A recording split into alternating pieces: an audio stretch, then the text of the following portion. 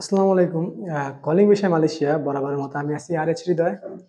তো আজকের ভিডিওতে আমি আলোচনা করব, আজকের যে বিষয় নিয়ে টপিকস নিয়ে আলোচনা করব সেটা হচ্ছে মালয়েশিয়ার কলিং ভিসার সব সেক্টর গুলো খুলবে কিনা এবং সরকার কি মানে মিটিং এ কি বলছিল যে আমরা সম্প্রতি সময় জানি ৪ অক্টোবর মালয়েশিয়ার প্রধানমন্ত্রী আনোয়ার ইব্রাহিম বাংলাদেশ সফরে আসেন। তো সফরে এসে তার পুরনো বন্ধুর সাথে ১ম এ কথাবার্তা বলেন। তারপরে একটা সময় পর্যায়ে তিনি মালয়েশিয়ার আগামীতে কর্মী আনবে কিনা বা নানান তথ্য হয়তো আমরা এগুলা শুনেছি যারা আমরা মালয়েশিয়াতে আসবো। আ যারা নিউজগুলা ফোকাস করেন হয়তো তারা জানেন। তারপরেও আমি জানিয়ে দিচ্ছি যে অনেকে হয়তো নিউজ দেখেন না, হয়তো আমাদের ভিডিও দেখে আপনারা নিশ্চয়তা হন। তো তাদেরকে যেহেতু আমরা মালয়েশিয়াতে আছি আর এখন বর্তমানে যে পরিস্থিতি এটা সম্পর্কে জানি। আসার পর উনি ঐরকম কোনো বড় আপডেট নিয়ে আসে নাই যে আগামীতে সকল সেক্টরের ভিসা খুলবে কিনা। ঐরকম বিষয়ে আলোচনা করে নাই, কিন্তু বলেছে যে থাকবে। মালয়েশিয়ার সাথে বাংলাদেশের ভিসা পরবর্তীতে খুলতে পারে। কিন্তু এখানে বড়দের একটা আপডেট আসছে, সেটা হচ্ছে যে যারা ৩১ মে আমরা সবাই জানি, এখন যারা নতুন নাম দিবেন বা এখনো নাম দেন নাই তাদের আগে যারা আসতে চেয়েছিলেন মালয়েশিয়াতে, তারা হয়তো কিছু প্রক্রিয়ার কারণে আসতে পারেন নাই। অনেকের ফ্লাইট হইছে, ডেট হইছে, বাট ওভার হওয়ার কারণে, বন্ধের ঘোষণা আসার কারণে এয়ারপোর্ট থেকে অনেকে ফিরে গেছে, কান্না করছে। অনেকের জমি বিক্রি করা টাকা, আমরা ওইসব তথ্যগুলো কিন্তু সোশ্যাল মিডিয়াতে ব্যাপক পরিমাণ ভাইরাল হইছে। ওইগুলা কিন্তু আমরা দেখেছি। তো এখন কথা হচ্ছে যে পরবর্তীতে আশা করা যায় মালয়েশিয়ার ভিসা খুলবে কিনা, কিন্তু আমি প্রত্যেকটা ভিডিওতে বলি আর যারা আমার সাথে কন্ট্যাক্ট করে তাদেরকে বলছিলাম যে আগামীতে মালয়েশিয়ার ভিসা খোলার একটা সম্ভাবনা আছে জানুয়ারি ফেব্রুয়ারিতে, মানে আগামী বছরে। এই নিউজটা একদমই সত্য, কারণ এটা অনেক আগের একটা নিউজ ছিল। তারপরেও এখন পর্যন্ত ওইসব বিষয় নিয়ে আলোচনা করে নাই। বাট কেন করে নাই এটা আমরা সবাই জানি। যারা আসতে পারে নাই, আগে তো তাদের একটা ব্যবস্থা করা উচিত। তার জন্য সরকার একটা ভালো ডিসিশন নিছে। উনি যেটা বলেছে যে ১৮,০০০ কর্মী। কিন্তু আমরা সকলেই জানি সরকারি গণনা অনুযায়ী ১৭,০০০ কর্মী ছিল। বাট এখন কেন মিটিং এ ১৮,০০০ এর কথা বলল? তো অফিসিয়ালি ভাবে ঘোষণা হয়েছিল ১৭,০০০। কিন্তু আমি প্রত্যেকটা ভিডিওতে বলছি যে যখন বন্ধ হয় ৩১ মে, যে এর চেয়েও বেশি কর্মী মালয়েশিয়াতে আসার জন্য নাম দিছে। বাট আসতে পারে নাই, আর অনেকে টাকা পাইছে, অনেকে পায়ও নাই।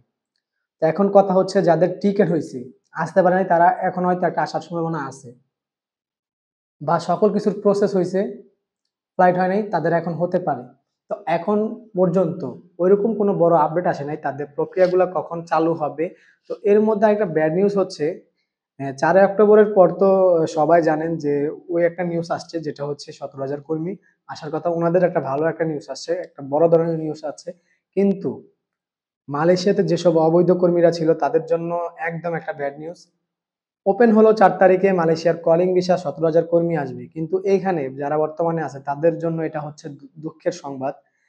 ৪ তারিখে মালয়েশিয়ার আনোয়ার ইব্রাহিম, মালয়েশিয়ার প্রেসিডেন্ট বাংলাদেশ সরকারের সাথে যখন আলোচনা করে, উনি যখন মালয়েশিয়াতে ফিরে তার পরের দিনই ৫ অক্টোবর বা ৬ অক্টোবরের দিকে, তো মালয়েশিয়ার শাহ আলম নামে একটা এলাকায়, হয়তো সেক্টর নাম্বার ২৭ এ, ওই এলাকার নামটা খেয়াল নাই। ওইখানে ২০০ কতজন কর্মীর মতো মানে আটক করছে।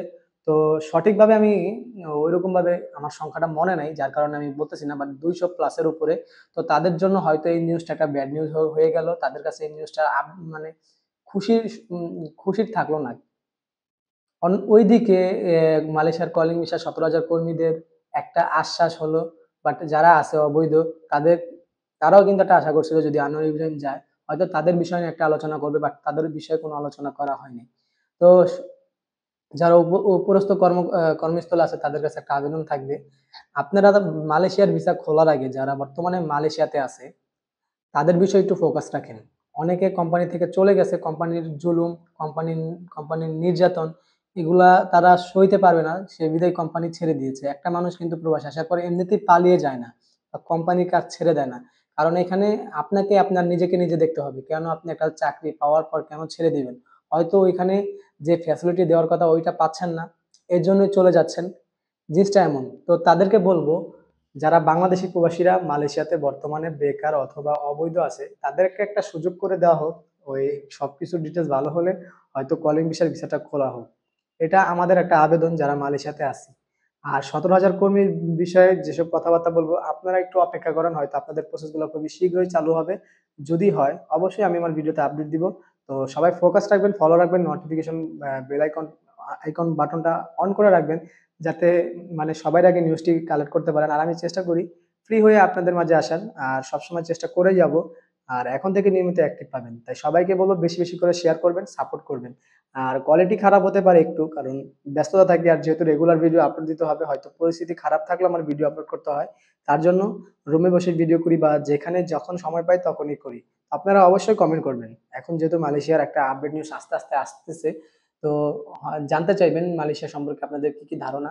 আর যদি মালয়েশিয়াতে না আসতে পারেন, তাহলে মিডল ইস্টের মধ্যে বা অস্ট্রেলিয়ার মধ্যে অনেক ছোটখাটো দেশ আছে যেখানে কম টাকায় মালয়েশিয়ার মতো টাকায় কিন্তু আপনারা যেতে পারেন। যদি কারো ঐরকম সাজেশন লাগে, অবশ্যই আমাকে জানাবেন কমেন্টে, আমি বলে দিব দেশগুলোর কথা। তো আপনারা একটু ঘুরে ফিরে বিদেশের এজেন্সিগুলোকে খুঁজবেন, অবশ্যই পেয়ে যাবেন। তো এই ছিল আমার আজকের মতো ভিডিওটি দেখার জন্য সবাইকে অসংখ্য, অসংখ্য ধন্যবাদ। তো দেখা হবে পরবর্তী ভিডিওতে। আর